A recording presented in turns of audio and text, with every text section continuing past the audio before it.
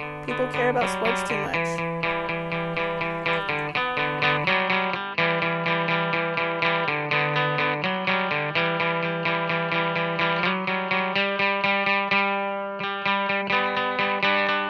Hi, welcome to Navajo Tea Time.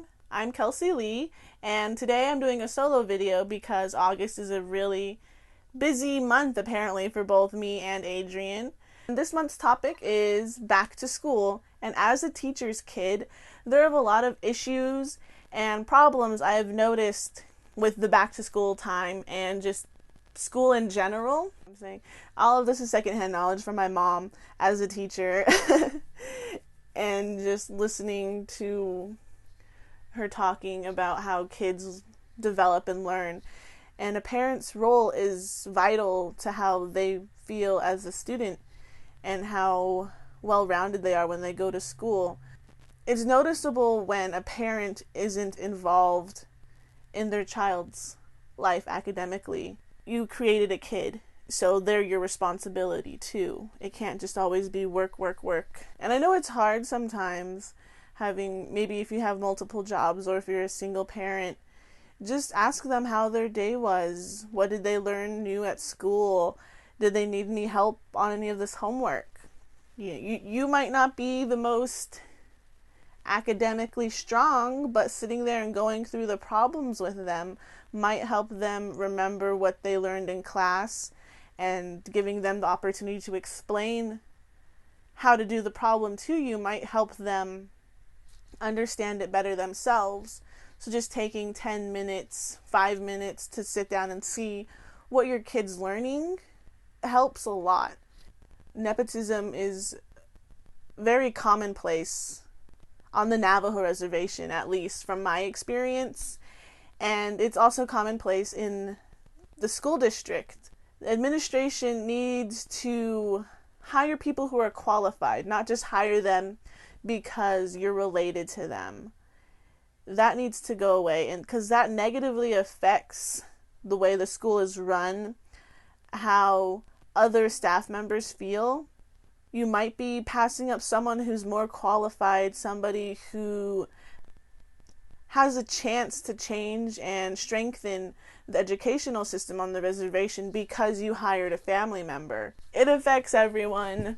It pisses everyone off unless you're benefiting from it. And administration really needs to listen to their teachers, because the parents first complain to the teachers about things they don't like the way the schools run or issues they have with schooling and education, and the teachers are there day in, day out experiencing these issues.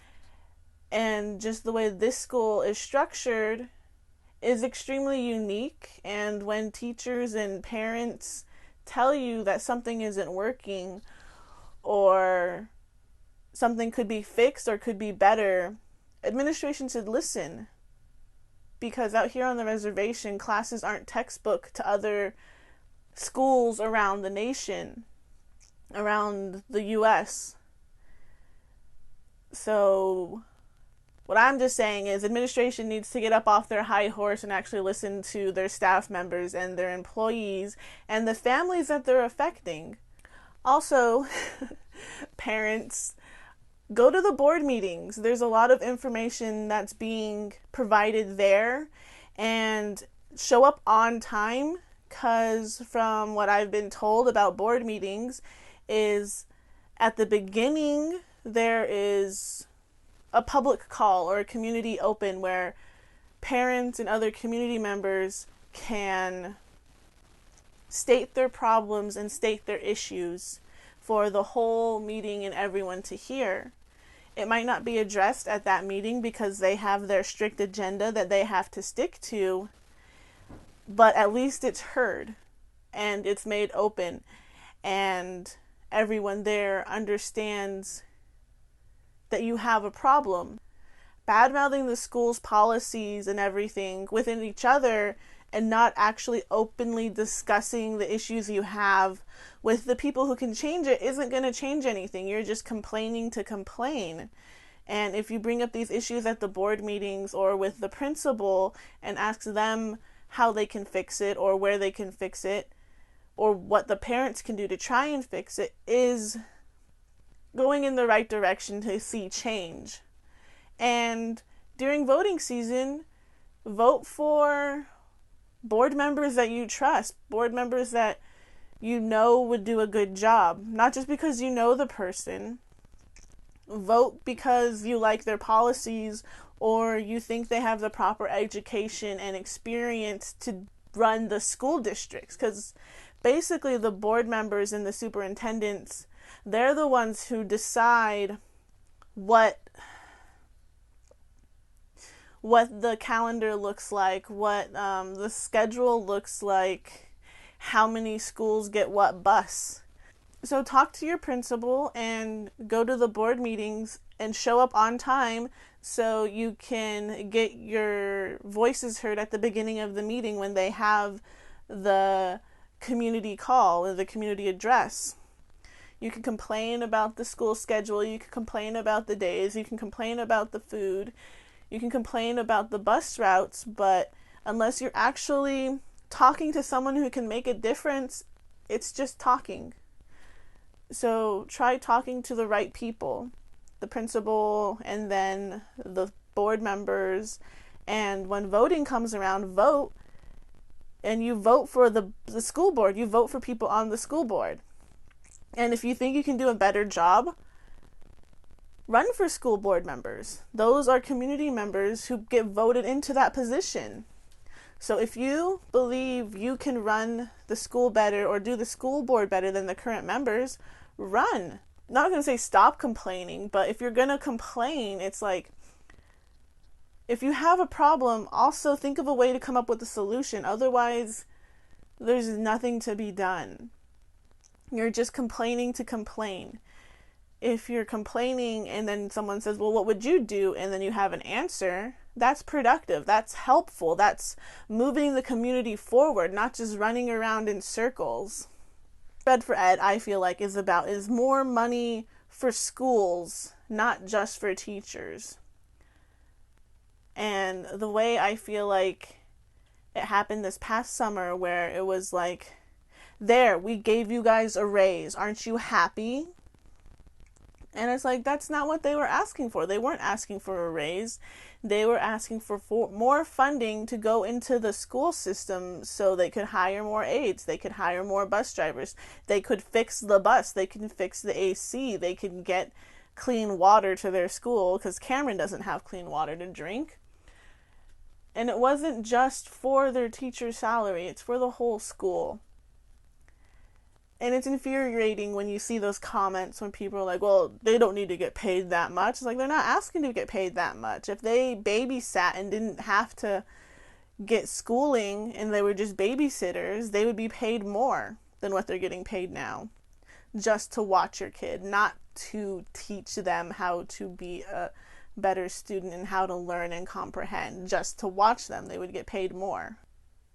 So it's not just about being paid more.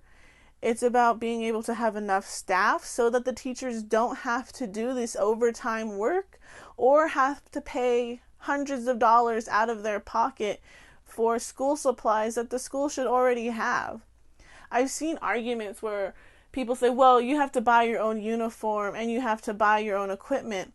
Yeah, a teacher has her own pencil, she has her own tools, but she shouldn't have to buy that stuff for everyone else either. Do you go to work with your supplies and then you also buy your coworker's supplies or the person working under you supplies? No, you don't. You have your supplies to do your job. But teachers are paying for other supplies that they shouldn't have to be paying for. The school should be providing textbooks and markers and paper for the students. It's not the teacher's job to buy that stuff for the students. School is the foundation for the rest of the community.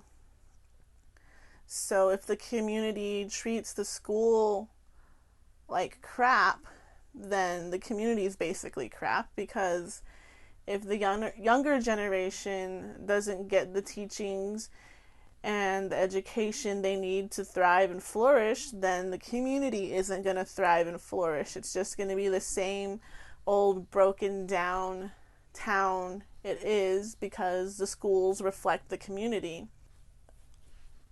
I guess my tea